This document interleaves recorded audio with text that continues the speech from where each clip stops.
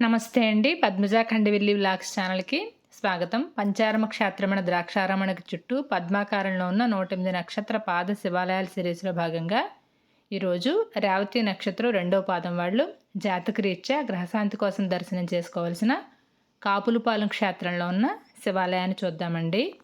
చాళుక్యుల భీమమండలంలో ఉన్న ద్రాక్షారామ క్షేత్రానికి ఆగ్నేయ దిశగా సుమారు ఒక 17 కిలోమీటర్ల దూరంలో ఈ కాపులుపాలెం క్షేత్రం ఉంటుంది.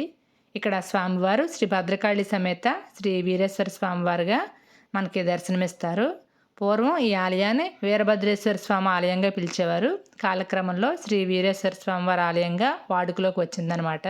రేవతి నక్షత్రం రెండవ పాదం జాతకులు అది జన్మ నక్షత్రమైన, కొంతమందికి జన్మ నక్షత్రం తెలియకపోవచ్చు. అలాంటి వాళ్ళు పేరులో వచ్చే మొదటి అక్షరంతో చూసుకునే నామనక్షత్రమైనా సరే ఈ క్షేత్రంలో ఉన్న స్వామివారిని దర్శనం చేసుకున్న తర్వాత రేవతి నక్షత్రం రెండవ పాదం మీనరాశికి సంబంధించిన పాదం కాబట్టి ద్రాక్షారామానికి ఒక 2 కిలోమీటర్ల దూరంలో ఉన్న మీనరాశికి సంబంధించిన వేగాయమపేట క్షేత్రంలో ఉన్న శ్రీ ఉమా సమేత చంద్రశేఖర స్వామివారి ఆలయాన్ని దర్శనం చేసుకుని ఆ తర్వాత ద్రాక్షారామంలో ఉన్న శ్రీ భీమేశ్వర స్వామివారిని దర్శనం చేసుకుంటే ఈ నక్షత్ర జాతకులకి సమస్త గ్రహశాంతి జరుగుతుందని చెప్తూ ఉంటారు.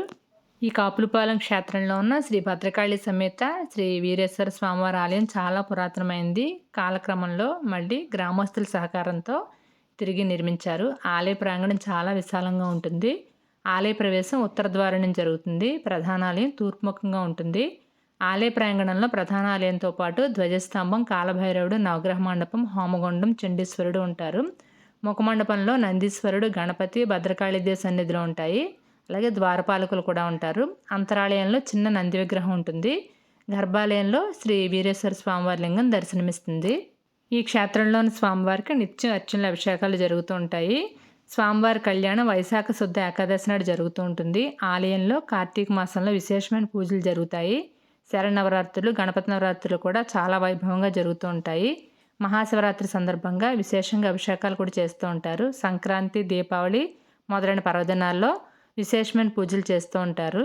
ఈ ఆలయ ప్రాంగణంలో చాలా చక్కని భారీ శివుని విగ్రహం ఉంటుందన్నమాట. చాలా చక్కగా ఉంటుంది.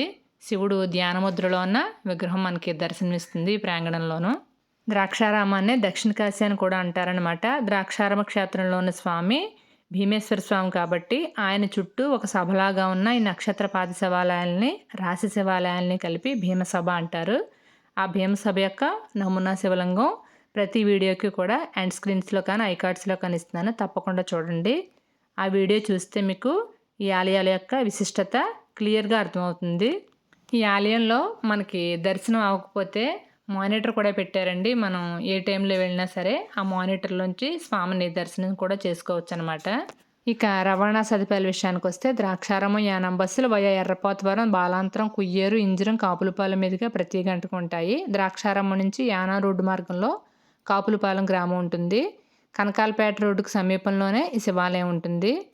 యానాం బైపాస్ రోడ్ నుంచి కాపులుపాలెం గ్రామానికి బస్సులు, ఆటోలు ఉంటాయన్నమాట. ఈ యానాం బైపాస్ రోడ్ నుంచి కాపులుపాలెంకి సుమారు 1 కిలోమీటర్ దూరం ఉంటుంది. వీడియో నచ్చితే తప్పకుండా లైక్ చేయండి. ఇప్పటి వరకు మన ఛానల్కి సబ్స్క్రైబ్ చేసుకోకపోతే తప్పకుండా సబ్స్క్రైబ్ కూడా చేసుకోండి. రేపు మళ్ళీ మరో వీడియోలో కలుసుకుందామండి. నమస్తే.